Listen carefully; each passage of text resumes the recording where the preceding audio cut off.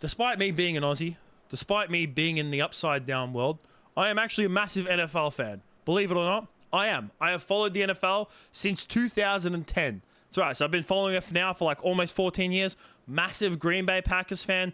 When Aaron Rodgers left Green Bay, I was fucking shattered, but still seeing us own the Cowboys this year was the greatest moment of the NFL season, I will say. So obviously, I'm gonna watch the Super Bowl.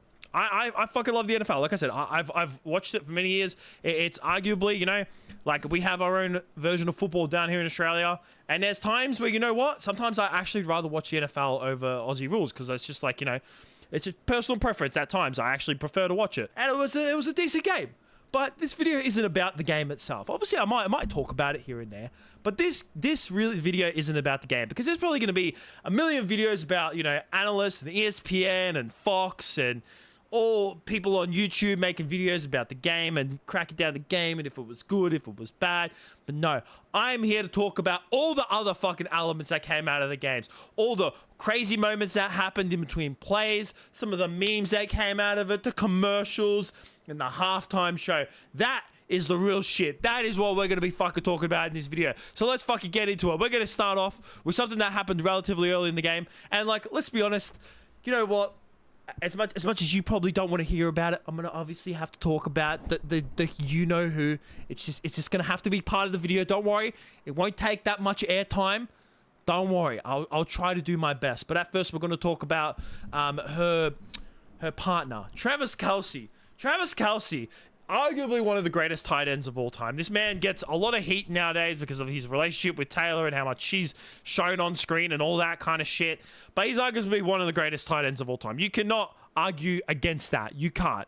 Easily top 3, top 2, and you know, him and Gronk are side by side as the greatest. But he fucking went at Andy Reid. Now this man only had 1 target, 1 catch, and 1 yard in the first half. And he was not happy with how the game was going out.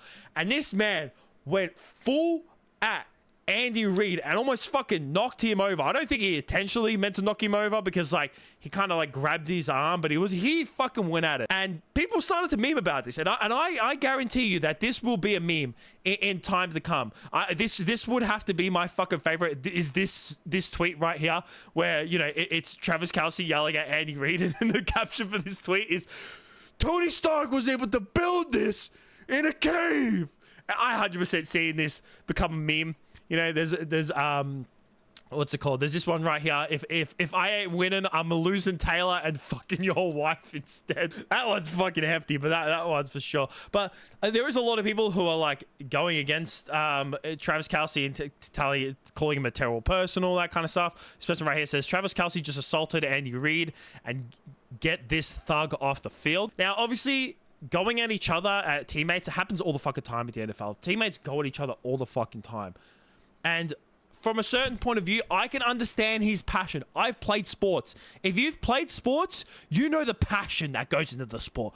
I understood of him like losing his shit, but don't lose it at the coach, man. You can't lose it at the coach. You got to have a certain level of respect for the coach. But I bet him and Andy Reid are chill.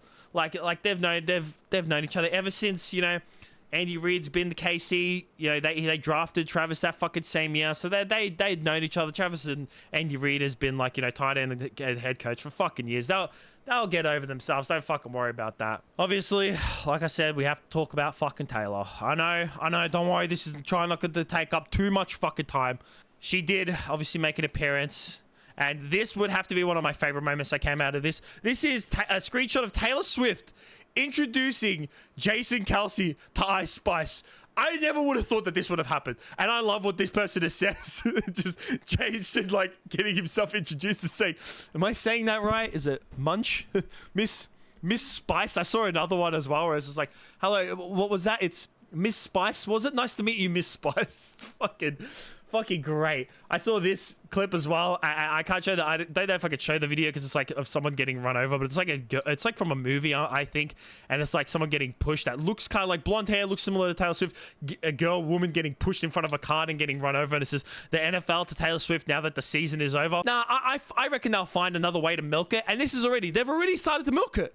So when this got posted, so I obviously collected a lot of info, and obviously this is like a few hours before this video is actually going to come out, but they uploaded Best of Taylor Swift at Super Bowl 58. That's 3 minutes long. The official NFL fucking YouTube channel. And this currently has 3.2k upvotes. So the moment I screenshot when I was collecting this, and 8.1k dislikes. Does the NFL not know how much people hate her because they constantly show her? If they would have to just show her once a game, like the NBA does, where it's just like, look, Taylor Swift's in the building. She's dating Travis Kelce. That's cool to see. And then just show the fucking... We don't need to see her every fucking 3 seconds. Like, I'm not as pissed as some other people as. I'm happy for them. They look adorable. Good on them. But you don't need to show them every fucking 3 seconds. God damn. Obviously, you know, the halftime show. Halftime show is always fucking big in America. Halftime show is fucking massive. What would I have to say about the halftime show? I'd say the halftime show was just... It went exactly like the game did. First half of the halftime show, terrible. Second half, actually really fucking good. But there was obviously some moments to come out from it. Before we get into that moment, I just want to say, how good did Alicia Keys look? I mean, that first pitch, her first note was a bit off. Some people... I will say that it was very terrible, but she looked fucking stunning. Holy Jesus. I don't know how old this woman is, but she looked unbelievable. But also that moment between Usher and Alicia, of like when Usher went behind her and hugged her, that I was uncomfortable. And I know I wasn't the only one, because there was a lot of people on Twitter that were fucking just as uncomfortable when that happened. I was just like, man, she has a husband and children. They're watching this. Swizz Beatz is going to put a fucking hit. Who is, if you don't know who Swizz Beatz is, that's Alicia Keys' husband. He's like, I'm pretty sure he's like, what, a producer, famous producer or something like that. He has now put out a hit for Usher after that fucking hug from behind, because that was just a little bit fucking too passionate for me. Also, Usher's fits as well. This first one right here, I fucking love this mithril shirt. Like, the fact that, and like when I saw this tweet, I was just like, this is so fucking spot on. His shirt, this shirt that he wore, like at the start of the whole halftime show, like near the start of it, man looked like he was wearing the mithril shirt from fucking Lord of the Rings. That was funny. When he took off his top, every woman in the world that was watching the halftime show fainted. They all fucking fainted. They all died, lost blood and everything like that. And then when he came out in that second half, he looked like a Power Ranger. He looked where he had like that blue suit with like the black paddings for his pecs and his abs. It looked whack. It looked really whack. The performance in the second half, like I said, really fucking good. Like when they played Yeah, Little John came on, Ludacris came on, that was lit. That was really fucking good. The first half, a bit off. I mean, I wish that Usher and Alicia's My Boo did better, because I love that fucking song. Also, someone needs to put a APB out for this guy.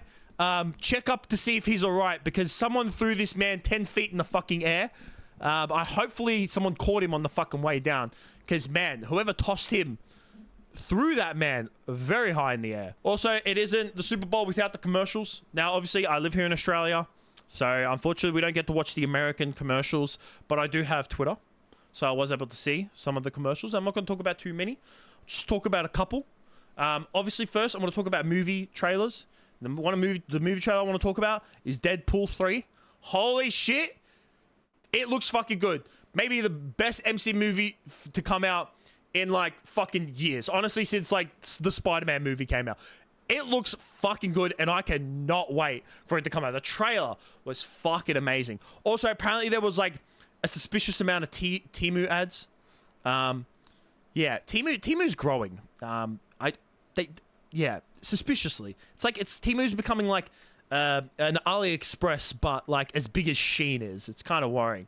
But to me, the goated commercial of the day goes to Kanye West. Hey y'all, this Ye, and it's my commercial. And since we spent all the money on the commercial spot, we actually didn't spend any money on the actual commercial. But the idea is, I want you to go to Yeezy.com, YEEZY.com, and I'm gonna write it at the bottom of the screen. And I got some shoes, and that's it. I reckon, you know what? this looks like if you gave an iPad kid, like if you said to an iPad kid, hey, make a commercial for a Super Bowl. This is the commercial that would fucking come out of it. Like, to me, when I saw this, I was just like, yep, that's fucking Kanye. That is Kanye. Like, no doubt about it. That's fucking Kanye. Holy shit. That is fucking hilarious. And obviously, like I said, there's always going to be memes. There's always going to be some memes that come out of it. And like I said, I definitely think that one meme that's going to come out of the Super Bowl will definitely be Travis yelling into Andy Reid's face. I definitely think that's going to be a meme. Obviously, it's a hot topic at the moment, but I think in the new diss that could be a meme of, like, you know, people trying to get their point across. It's very good. I don't know why, but Joe Biden decided to tweet this after the game, because you know how everyone says that the NFL is scripted and all that shit. Tweets out this fucking photo, and then with the caption, just like we drew it up. A lot of people were like, this is some weird ass shit, and I fucking agree with that. It is some weird ass. Also, there was a streaker as well. No fucking surprises. I always feel like when there's a big event, Super Bowl, World Cup, there's always going to be a fucking streaker no matter what. Happens all the time. But to me, the number one meme that will come out of the Super Bowl, like just a very memeable moment, the one like spit moment, is Andy Reid saying, how about that D? How about that D, baby? That to me is going to be the definitive meme that has come out of this Super Bowl. The moment when I was watching the Super Bowl, when I was watching the post game of them present the trophy presentation and all that stuff, when I heard him say that, even though as an NFL fan, I knew what he meant. Because Kansas City's defense has been really good all fucking year, really good in the playoffs, and at moments in the game when they needed to stand up, they did. Like to hold San Francisco to only a field goal in overtime to allow, you know, the Kansas City offense to be able to go down the field and get the touchdown. Their defense was good. Their defense really kept them in the fucking game. But when I heard him say that, I fucking knew. I knew. I was sitting there and I was just like this. I was listening to it and I was that was my exact reaction. I fucking knew straight away that was going to be a fucking memeable moment. But to me, the best thing that happened all day for the Super Bowl, and I hope that this becomes permanent. I fucking hope that this becomes permanent, is Nickelodeon hosting the Super Bowl. I didn't watch it on Nickelodeon. I fucking wish I did. But goddamn, the clips and like the screenshots that have come out of this are fucking amazing. There's this one right here of when they were showing Travis Kelce. Of course, they name him as Taylor Swift's boyfriend. And then what's the description of him? Good at football. Yep, obviously, just like that. Kansas City Chiefs, they took a while to score their first touchdown. They meme about it, roast them. 3 hours later, finally scored a touchdown. They also did this when they were showing, like, pretending to show famous people around. They were putting them in SpongeBob characters. So there's one right here, and they were giving them weird names. There's one right here of Jason Kelce and Taylor Swift. Jason Kelp and Taylor Fish. Fucking hilarious. And then the clips that were coming out of this were fucking hilarious. Who would have thought that Patrick Star would have roasted an NFL player? You have to firmly grasp it. Firmly grasp it. Sandy Cheeks as a fucking sideline reporter. Officials that oversee the rules of the game. That referee there, he's the boss. Kind of like Mr. Krabs at the Krusty Krab, except the referee wears a white hat and isn't talking about money all the time. Like, and then obviously SpongeBob and Patrick going nuts when, like, Kansas City scored the game-winning fucking touchdown. Kansas City wins back-to-back Super Bowls. It's Nicole Hardman. Wow. And then, like, to me, also one of the funny moments that was just, like, a little, like, memeable moment as well is that they cut to fucking Squidward waiting in line to go to the toilet. That was fucking hilarious too. This shit was fucking great. But to me, the best moment from the Nickelodeon, like, section was that they played Sweet Victory. And if you don't know what Sweet Victory is, you're too young. You're either too young or too old. Me, I was born in 98. I grew the fuck up with SpongeBob. I grew up with SpongeBob. And to me, Sweet Victory, that episode is one of the greatest fucking episodes ever. When that song comes on, I get nostalgic every time, and I fucking love it. And that shit, them playing Sweet Victory, was fucking hype.